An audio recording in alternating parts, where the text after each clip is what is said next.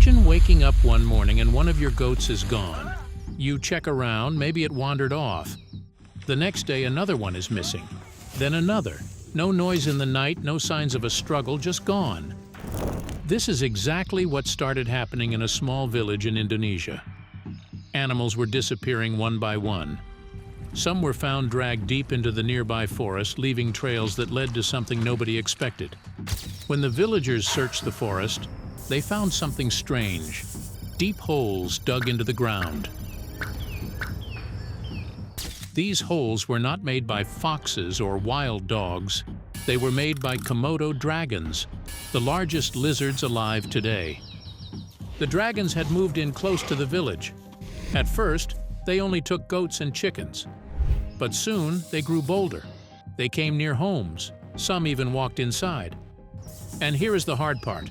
Nobody is allowed to harm them. Komodo dragons are a protected species, so the villagers cannot fight back, even when their own safety is at risk. But not far away, on another island, there is a forest with the same kind of holes. The difference is that on this island, Komodo dragons have not been able to move in. Why? Because the holes are already taken. They belong to porcupines. Ah! And that raises one very interesting question. Could porcupines actually protect a village from Komodo dragons? When the predator moves in, Komodo dragons are not new to Indonesia. They have lived on the islands of Komodo, Rinca, and Flores for thousands of years. For a long time, people and these giant lizards managed to stay out of each other's way. But something has shifted. Over the past few years, the dragons have been moving closer to villages, more often and more boldly than before. And this is not a small problem. These are not small animals either. A fully grown Komodo dragon can reach up to 3 meters in length and weigh as much as 70 kilograms. They are fast, they are strong, and they are built to hunt. Their mouths carry dangerous bacteria, and their saliva contains venom that stops blood from clotting properly. A single bite can be enough to bring down a large animal, or a person. So why are they coming closer? The answer is simple: food. As forests shrink and the number of deer and wild boar in the wild drops, Komodo dragons lose access to their natural prey. Hungry animals do not stay still. They go where the food is. And villages with their goats, chickens, and open food waste offer exactly that. For a Komodo dragon, a village is an easy meal, so they come, and they keep coming. What makes this even harder is that the villagers cannot simply fight back. Komodo dragons are a fully protected species under Indonesian law. Harming or killing one can lead to serious legal consequences. So people are left in a difficult position, living next to one of the most dangerous predators on Earth, with very little they are allowed to do about it. Some families have started sacrificing their own livestock on purpose, leaving animals out in the open, hoping the dragons take them instead of coming any closer to the house. Think about that for a moment. These are not wealthy people. Losing a goat or a chicken is not a small thing. It is income. It is food. And yet for many it feels like the only option. Moving away is not simple either. Many of these families have lived on these islands for generations. Their farms, their culture, and their livelihoods are tied to this land. Komodo National Park, established in 1980, has also turned the region into a major tourist destination. By 2023, over 300,000 visitors were coming every year. Locals earn money from that. Leaving would mean losing nearly everything. So the problem sits heavy. The dragons are coming closer. Attacks are becoming more frequent. People are afraid but feel stuck. And with no easy legal way to push the predators back, the question becomes urgent. Is there anything that can actually work? The idea. So if you cannot harm a Komodo dragon and you cannot leave, what can you do? You need something that works without breaking any laws. Something that does not require expensive technology or government intervention. Something that nature itself might already have an answer to.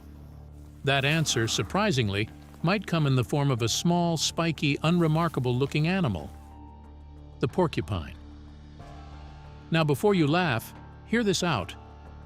In the forests of Java, an island not far from where Komodo dragons have been causing problems, porcupines already live in large numbers.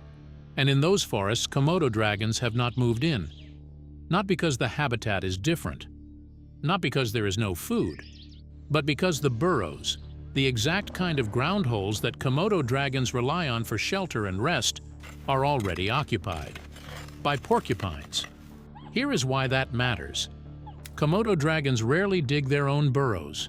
They prefer to find ones that already exist, made by other animals, and simply move in. It saves energy. It is the easy option. But when those burrows already have a porcupine inside, the easy option suddenly becomes a very painful one. A porcupine is one of the most dangerous animals to attack in close quarters. Its body is covered in hundreds of sharp quills that can reach up to 30 centimeters in length. These quills have tiny barbs on the ends, like fish hooks. Once they pierce skin, they do not come out easily. Every movement drives them deeper into muscle and tissue. They can damage organs, rupture blood vessels, and cause serious infections. There are documented cases of predators dying weeks after a single encounter with a porcupine, not from the initial injury, but from the quills slowly working their way deeper inside. And here is the part that makes porcupines especially effective. They do not run. When threatened, a porcupine turns its back toward the attacker and raises its quills. In a burrow, where space is tight and there is nowhere to maneuver, this becomes even more dangerous. The Komodo dragon cannot get around it, cannot choose a better angle.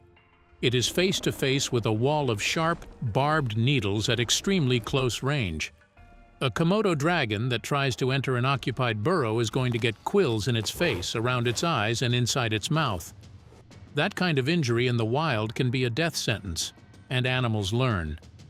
After one encounter like that, most predators do not go back for a second try.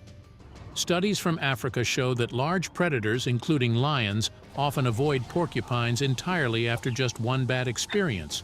So now take that behavior and apply it to a village setting. If porcupines were introduced around the areas where Komodo dragons have been causing problems, they would naturally take over available burrows. The dragons, finding those shelters occupied and remembering what happened the last time they tried to enter one, would start avoiding those areas. Not because they were chased off by people, not because of fences or traps, but because a small, spiky animal made the cost too high. Indonesia actually has native porcupine species that already live in the region. The Malayan porcupine is found on the mainland and on Sumatra. The Sunda porcupine lives on islands very close to the Komodo dragon's range. These are not foreign animals. They belong to this part of the world. Bringing them in would not mean introducing something alien to the ecosystem. It would mean moving a native species a relatively short distance across water, something it simply cannot do on its own. This kind of deliberate animal movement already exists as a real conservation practice. It is called conservation translocation.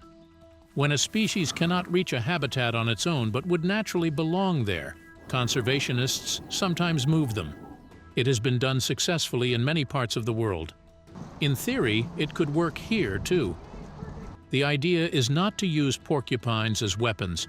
It is to use their natural behavior as a buffer, a living barrier between the village and the predators, one that does not require anyone to pick up a stick, break a law, or sacrifice another goat. It is a simple idea, almost elegant. But does it actually hold up when you look closer? When the plan starts to crack, the porcupine idea sounds clean, almost too clean. And that is usually a sign that something important has not been looked at closely enough. Because when you start pulling at the edges of this plan, a few things begin to unravel. The first problem is getting porcupines there in the first place. Remember, these animals cannot cross water on their own. That is why they are not already on these islands. Bringing them over means organizing a proper conservation translocation project. That is not as simple as loading a few porcupines onto a boat. Animals need to be caught safely, kept in quarantine, monitored for disease, transported carefully, and then released gradually into a new environment. All of that takes time, money, expertise, and government approval. For a village that is already struggling, that is a very high bar to clear. And even if you get them there is no guarantee they stay. Small groups of animals introduced into a new environment are vulnerable. If the conditions are not right, if there is not enough food, enough shelter, or enough of them to form a stable breeding population, the whole effort collapses within a few years. Translocation projects only work with long-term support and careful monitoring. Without that, you have spent a lot of resources on something that disappears quietly and solves nothing. But let us say everything goes well. The porcupines arrive, they settle in, they start breeding. Now a different set of problems begins. Porcupines eat plants, roots, bark, crops. They are not picky. In parts of Pakistan and other regions where porcupine populations are high, farmers already consider them a serious pest. They destroy orchards, they damage farmland. So in trying to solve the problem of Komodo dragons eating livestock, you might end up with porcupines eating everything else. One problem traded for another. Then there is the bigger picture to consider. Burrows are a shared resource in the wild. Komodo dragons use them. Wild pigs use them. Many other species depend on them for shelter and safety. If porcupines move in and occupy most of the available burrows, other animals get pushed out. That kind of pressure on shelter can ripple through an entire ecosystem in ways that are very hard to predict and even harder to reverse. And here is perhaps the most uncomfortable possibility of all. Komodo dragons are not stupid. They are adaptable.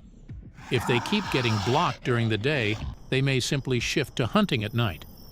If porcupines take over one area, the dragons may move into another, possibly one that is even closer to people.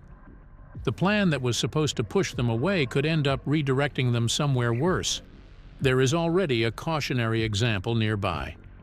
On one island close to the Komodo dragon's range, the dragons disappeared entirely after their main prey, deer, was wiped out by humans. The ecosystem collapsed because one piece was removed. Any intervention, even a well-meaning one, carries that same risk. Pull one thread too hard and the whole thing can come undone. So the porcupine idea is not without merit. The science behind why it could work is real. But the gap between a promising theory and a solution that actually holds up in the real world is wide, wider than it first appears. And closing that gap would take far more than just releasing a few spiky animals into a forest and hoping for the best. Which brings us to the final question. If porcupines are not the full answer, what is? What it actually takes. So we have arrived at the hard truth. There is no single fix. No one animal, no one fence, no one law that makes this problem disappear overnight. But that does not mean nothing works. It means the solution has to be built from several things working together at the same time. The first and most immediate step is removing what attracts Komodo dragons in the first place. This sounds obvious, but it is the part most often overlooked. Komodo dragons have an extraordinary sense of smell. They can detect the scent of food from several kilometers away. Open garbage, fish waste, livestock carcasses left out in the open, even the smell of a poorly sealed food store. All of it acts like a signal. Come here. There is something to eat. As long as those signals exist, the dragons will keep coming. Cleaning up waste properly, sealing food storage, and removing anything that carries a strong scent goes a long way toward making a village less attractive to a hungry predator. The second step is securing livestock. This is where a lot of the conflict begins. Free-roaming goats and chickens are easy targets. A Komodo dragon that successfully takes one learns very quickly that this village is a reliable food source. That lesson is hard to undo. But if animals are kept in strong, well-built pens, the easy meal disappears. The dragon has to work harder. And for a predator that is always calculating risk against reward, harder usually means not worth it. Physical barriers matter too. A sturdy fence will not stop a fully determined Komodo dragon, but it slows things down. It adds effort. And for an animal that prefers the easiest available option, that extra effort is often enough to make it turn around and look elsewhere. But here is the thing that often gets left out of these conversations. The behavior of Komodo dragons around villages is not just about the dragons, it is about the ecosystem they come from. When natural prey like deer and wild boar becomes scarce in the forest, dragons have no choice but to look elsewhere. That is not aggression, that is survival. So protecting and restoring the natural prey population inside the park is just as important as any barrier or cleanup effort in the village. If the dragons have enough to eat in the wild, they have far less reason to come looking in someone's backyard. This is where the government and conservation bodies have a real role to play. Komodo National Park exists to protect this ecosystem. But protection cannot only mean protecting the dragons. It has to mean protecting the full web of life that keeps the dragons where they belong. That means managing deer populations, controlling poaching, and ensuring the forest stays healthy enough to support the predators that live in it. Community education matters just as much. People who understand why dragons behave the way they do are better equipped to respond correctly. Not by pulling a dragon's tail, not by panicking, but by knowing what draws them in and how to avoid creating the conditions that lead to an encounter in the first place. And it is worth remembering something important about the people who live in these villages. Around 83% of residents say they are willing to coexist with Komodo dragons despite the danger. That is a remarkable number. These communities are not asking for the dragons to be wiped out. Many of them consider the dragons part of their history, even part of their family in a cultural sense. What they are asking for is something far more reasonable. They want to feel safe in their own homes. They want their children to be able to walk outside. They want their livestock to still be there in the morning. That is not too much to ask. And meeting that ask does not require anything dramatic. It requires consistency, proper waste management every single day, livestock secured every single night, natural prey protected in the forest year after year. These are not exciting solutions. They do not make for a dramatic headline, but they are the ones that actually work. As for the porcupines, the idea remains genuinely fascinating. The science is real, the behavior is documented, and in a world where we are increasingly looking for ways to solve human-wildlife conflict without violence, using one animal's natural behavior to deter another is exactly the kind of thinking worth exploring further. Maybe one day, with the right research, the right resources, and the right conditions, it becomes more than just a theory. But for the villages living with this problem right now today, the answer is less exotic and more practical, less dramatic and more disciplined. It is not about finding one big solution. It is about doing many small things right every single day until the dragons learn that this village is simply not worth the trouble. And maybe that is the most honest ending this story could have. The dragons are not going anywhere, neither are the people. So the work continues. One village, one fence, one cleanup effort at a time. It is slow, it is unglamorous. But slowly and quietly, that is how dangerous situations become manageable ones. And sometimes that is enough.